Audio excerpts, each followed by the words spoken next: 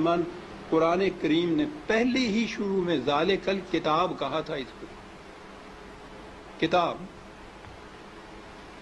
دنیا کی کوئی کتاب ایسی ہے کہ جس کی زبان آپ نہ جانتے ہوں اور کتاب پڑھتے چلے جاتے ہیں؟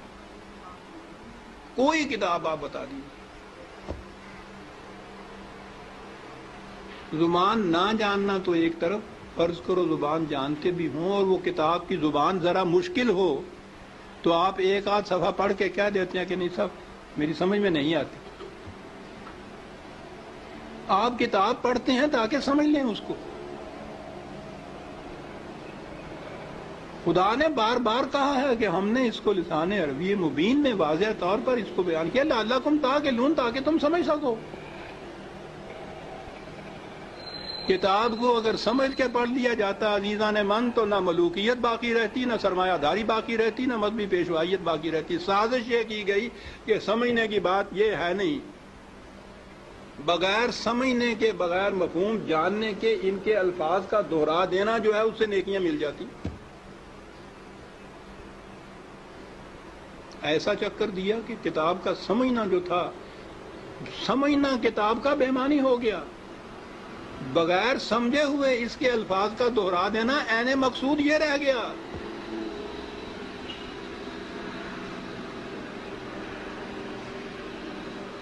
اعلیٰ سے اعلیٰ درجے کی کسی طبیب، حکیم کی، فلاسفر کی نسخوں کی کتاب، ہر مرض کا نسخہ جہاں لکھا ہو اس کے اندر، آپ اس کو سمجھے نہیں اس زبان کو اور وہ نسخے زبانی یاد کر لیں اور صبح اٹھ کے ان کو نسخوں کو رٹتے رہیں، شام تک بولتے رہیں.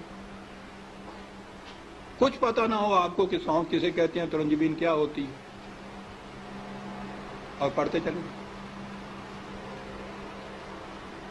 کیا مرض کی شفا مل جائے گی اس طرح سے؟ اس کتاب کا مقصد پورا ہو جائے گا. میں نے کہا ہے ابھی کہ ہے کوئی دنیا میں اور کتاب جس کے ساتھ یہ کچھ آپ کرتے ہوں؟ عزیزان من، اس کتاب عظیم نے کیا لیا ہے کہ ہم اس کے ساتھ یہ کرتے جو کسی کتاب کے ساتھ نہیں کرتے. یہ سب اس لیے کہ یہ سمجھ میں نہ آ جائے، کہیں ہو نہ جائے آشکارا شرع پیغمبر کہیں.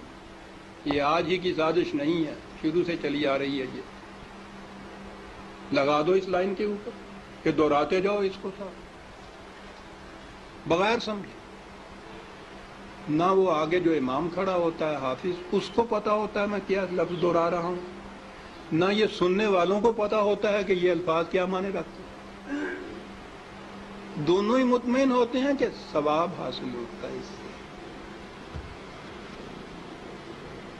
اس کتاب کے ساتھ کیا کی تو ہم میں اور ان میں کیا فرق ہے جن کے پاس وہ کتاب نہیں ہے؟ فرق یہ ہے کہ ہم دوہرے مجرم ہیں. ہے بھی کتاب، اور کتاب کو اتنا، اس کو پڑھنا تو کہیں گے نہیں، پڑھنا تو پھر بھی وہ ناظرہ پڑھا جاتا ہے جو دہراتے ہیں. ناظرہ پڑھنا بھی تو یہی ہوتا ہے، الفاظ ہی ہوتے ہیں جن کو دہراتے ہیں ہم. یہ کتاب ہدایت تھی، یہ وہ نقشے اس میں دیے ہوئے تھے کہ فلاں دوراہے پہ پہنچو تو دائیں کی طرف مڑ جاؤ تو اس طرف جاؤ گے، بائیں کی طرف کا راستہ اس طرف چلا جائے گا. نہیں سمجھتے اس کو. ہر مرض کی شفا تھی اس میں، دہرائے چلے جا رہے ہیں.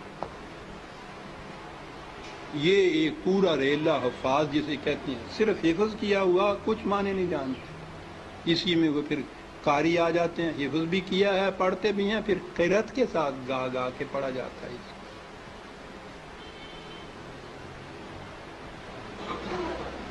قانون کی کتاب گا کے پڑھنے کی. قرآن میں یہ لکھا ہوا ہے کہ چوری کرنے والا عورت ہو، چوری کرنے والی ہو، جرم کے عوض میں اس کے ساتھ یہ سزا اس کو دو. اب اس کو آپ گاتے چلے جائیے